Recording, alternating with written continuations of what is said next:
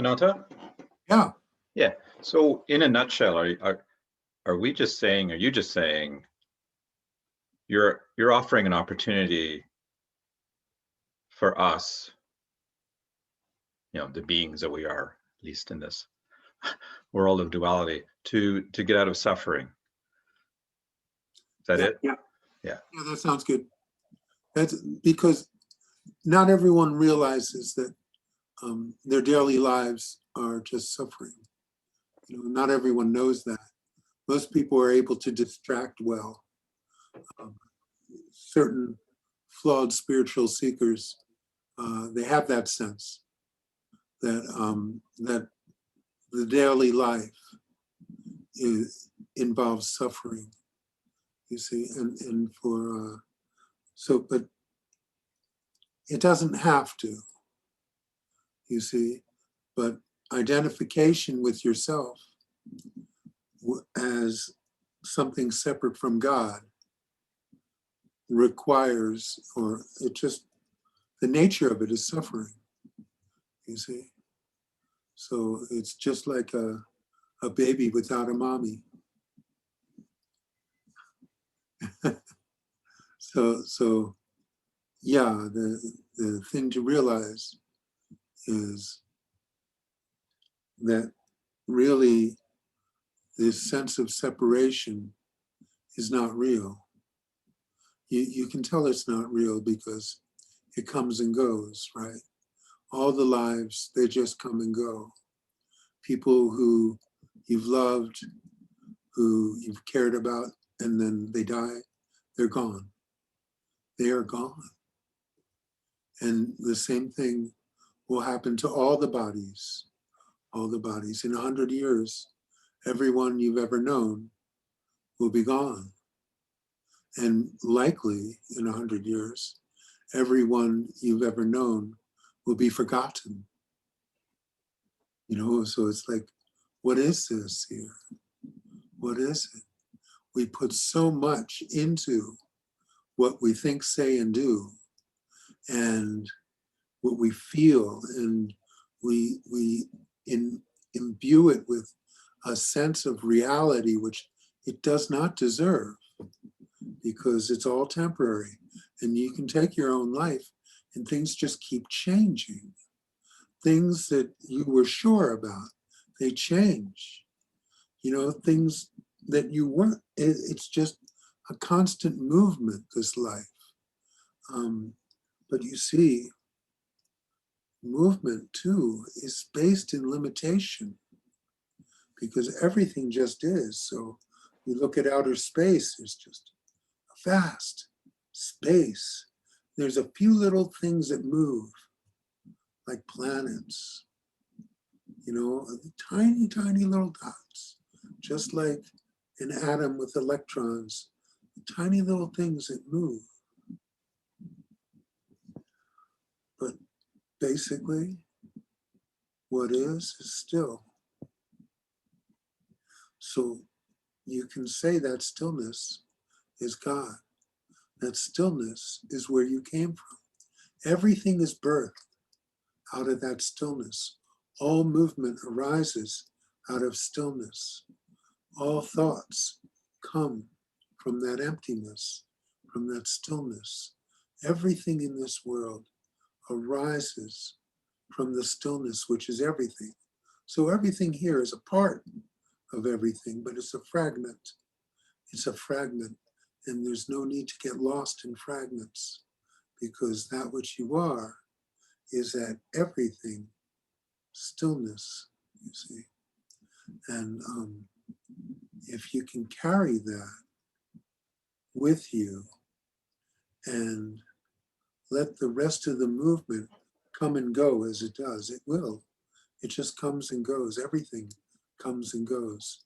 These bodies, they come and go. Thoughts, they come and go. The feelings, they come and go. Everything here is a constant flow of movement that comes and goes. But remember where it comes from. Source, stillness. In that stillness, there is nothing but peace, nothing but love, whatever word you want to put to it, nothing but God. There's just that. And so it's just a matter now of remembering, because the mind imagines all of this and imagines all of this, and you believe in what you imagine, and that gives it strength, that gives your imagination the power to create reality. You see, reality for you. Your particular reality might not agree with someone else's. And y'all can talk about that. But none of it's real.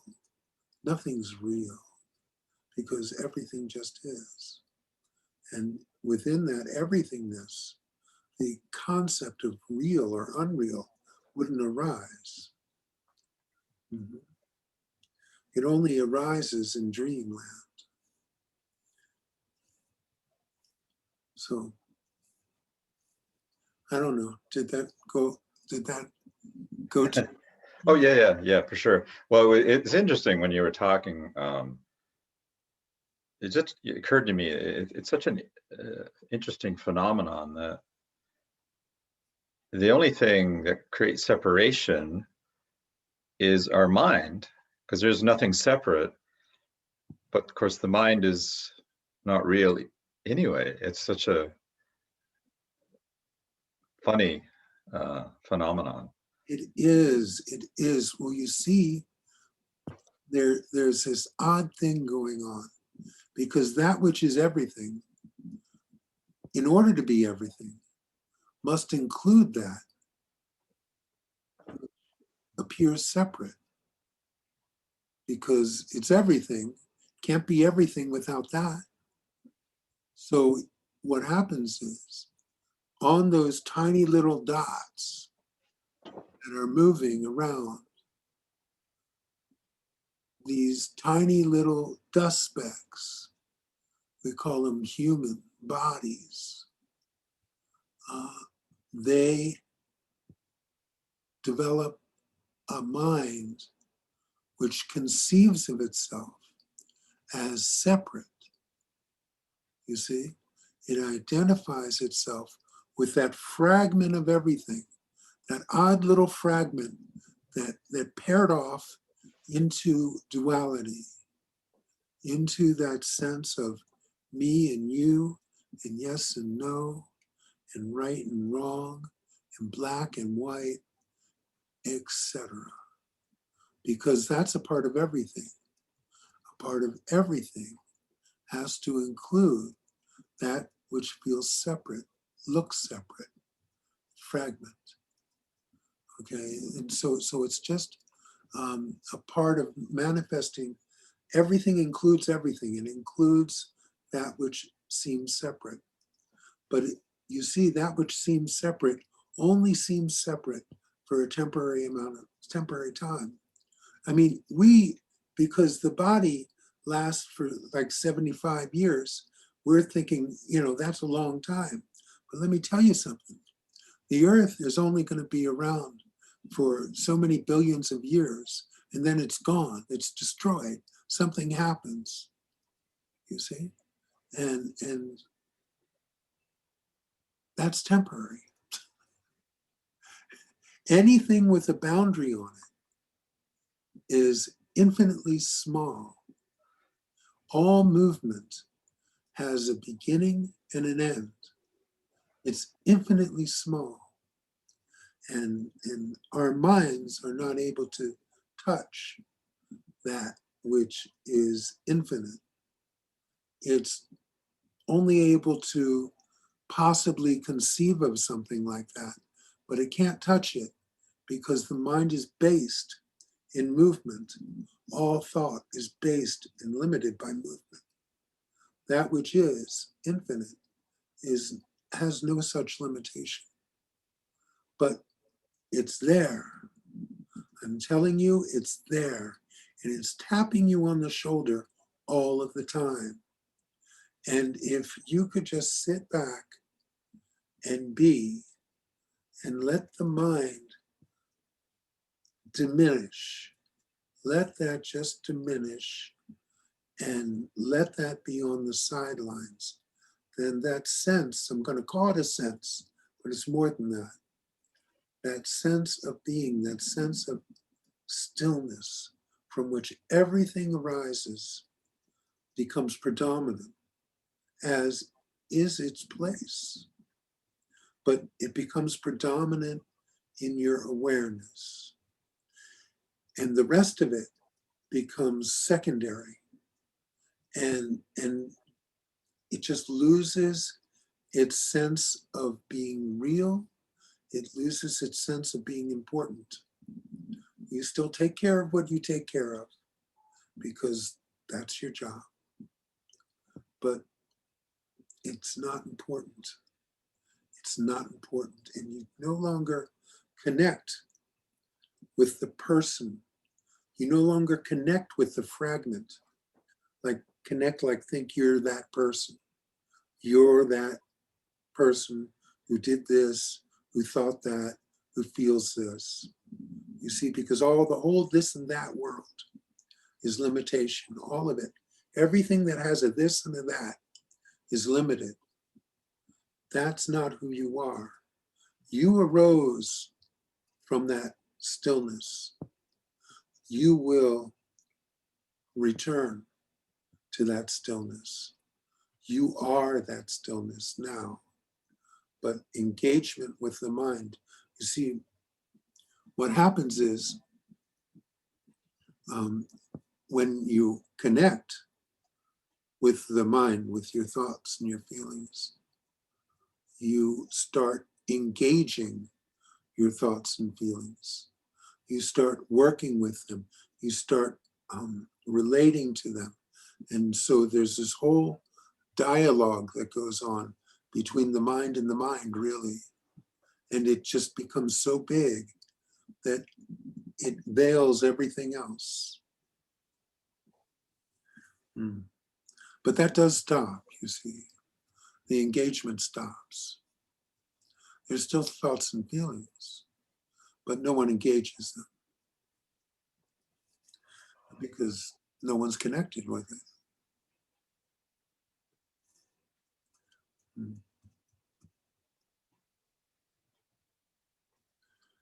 No.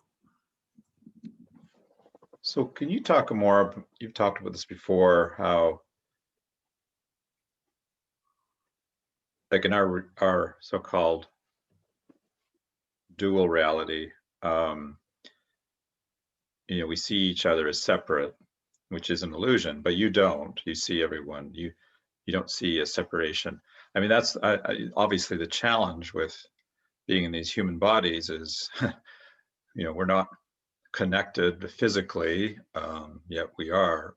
There is no separation, but is that something that just is a product of the enlightenment that happened for you? It's a side effect, yeah. Side effect, yeah. But there's a recognition. So I don't relate to myself as a person. I don't relate to you as a person. I have learned the etiquette. I know you're Donald. I know you're Alan. I know you're Mark. I know you're Jacoby. I know all these different names and characteristics. I know all that. But I don't see myself as Ananta, you see. I don't see you as Donald. I know how I've learned through my conditioning how to speak to people and how to respond to people. But that's not what's real to me. So you see, what happened was that my gurus and I became one. Somehow, we just became the same. In that sameness, everyone is included. So we are all one. We all arose from the exact same place. and we're all going to the same place. And although you may think yourself to be separate, that's just an illusion. That's not reality. That holds nothing to me. It's just a mistaken identity. All identities are mistaken, but still, it's just a false identity that that all these humans are involved with, and I can see it brings on so much fear and discomfort. That's the nature of it. So, but I know that's not who you are, and you personally may not know it, that that's not who you are, but it doesn't really matter, because the who that you think you are, just a temporary phenomena. It'll come and go. It'll come and go. What will remain is who we are. And that's, if there were something that was real, that's what would be real right now, is that essence of who we are. But that essence of who we are is everything, you see, so everyone's the same. So there's no sense of real or unreal. Everything just is. You know, but in that, if you needed to pick what's real and unreal for your mind, this is all crap. That's real.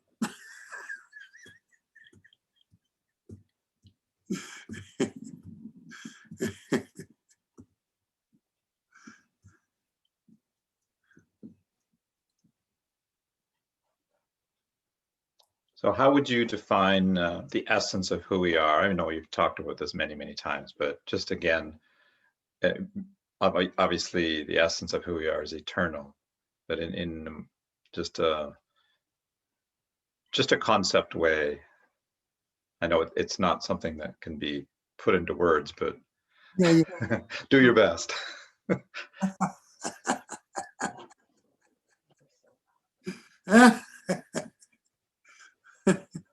Knowing that anything I'm about to say is incorrect. Right, of course. Will say that, you see, you remember last night when you were sleeping and you went into that state of deep sleep, and there was no one and nothing.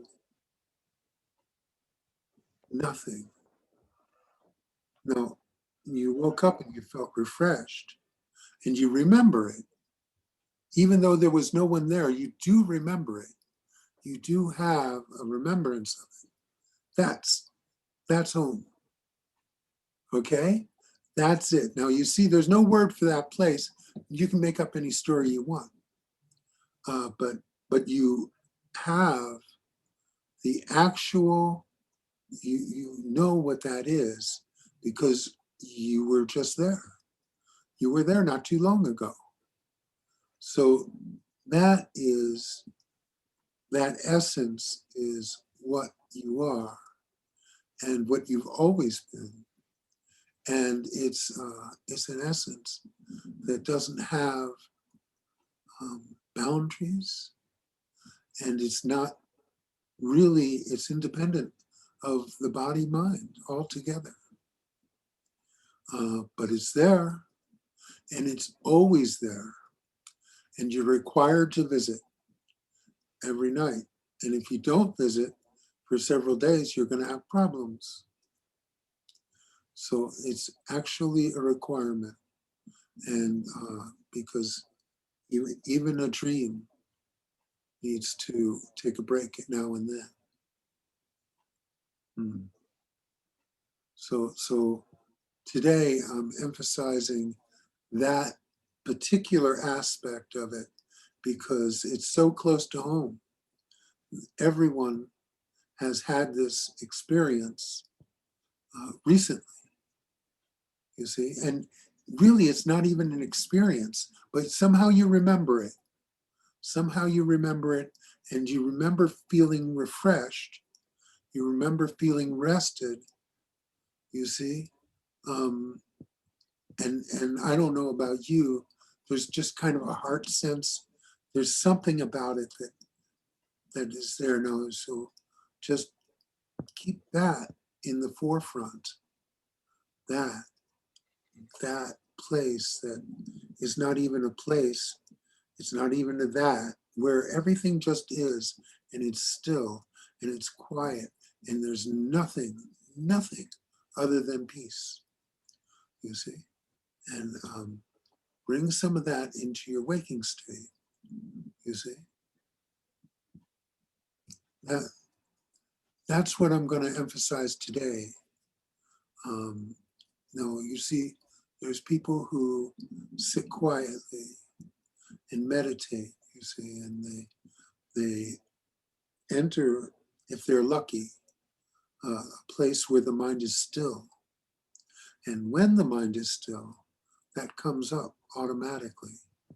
That same place, it comes up. If you're able to go deep enough, it comes up. Yeah. In fact, I remember from the ashram, there were people who they said that the state of samadhi, there's like snoring in the state of samadhi. When I was a security guard, I was chief of security in the ashram for a short time, and I would check on the, it was during the winter when no one was around, and I would check, nightly and see how everything was. There was supposed to be someone on guard all the time, and so this guy, he was sleeping, man. He was sleeping at the security desk, and I said, "Hey, man." And I saw you last night and you were sleeping. He goes, no, I was meditating. I said, you were snoring. And he goes, oh, then I was in samadhi, the deepest state of meditation. And so I just, no, you can't go into samadhi anymore when you're on guard.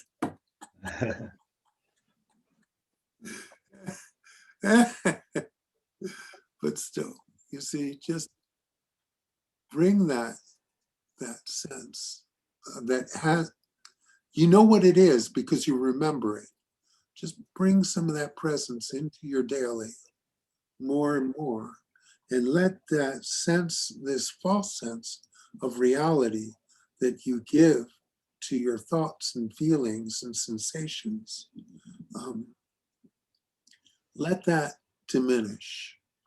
Because in this connectedness with everything, it's nothing to compare to your personal world. It's way, way, way more. If something were going to be real, that's where I would put my attention. You see, the rest of this, it all comes and goes. That will stay. That will stay. It never changes because nothing's there. How can it change? And in that nothing really, though, is everything. You see, but the mind sees this and that as something. But that's nothing. Because all the thises and the that's will come and go. Things that disappear, they're just dreams. They're just magic tricks, you see. So you can see the nature of all this world. You can see everything comes and goes, this and that and this, comes and goes, boom, boom, boom. Everything the mind discriminates is transient. None of it is solid. That, when the mind is still, that which is forever, and it never changes. So the stillness that is here, right here and now, is identical today as it was when you were 5 years old. It never changes. It's identical to me as it is to you. It's the same. It's exactly the same. It's the great equalizer. It makes everything the same. With all these appearances, we can discriminate between them, and we can say this and that and that and this, and we say they're different. but nothing here has any lifespan of importance. Just all comes and goes. And that thing that is the same is, you can say, eternal, which I have used many times as well, but also eternal is locked in time. So it's beyond eternal.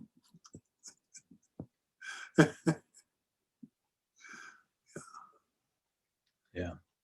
You see, it can't be conceptualized because it's too big for concepts. Oh, that was my best shot at it. Well, that was very good. Great. Yeah. Yeah. My sense of it is it's a, yeah, eternal stillness is what resonates for me. That could be on a tombstone, couldn't it? Not, or I should say, infinite stillness. Yeah, infinite. Yeah, I like that. Correct. Yeah.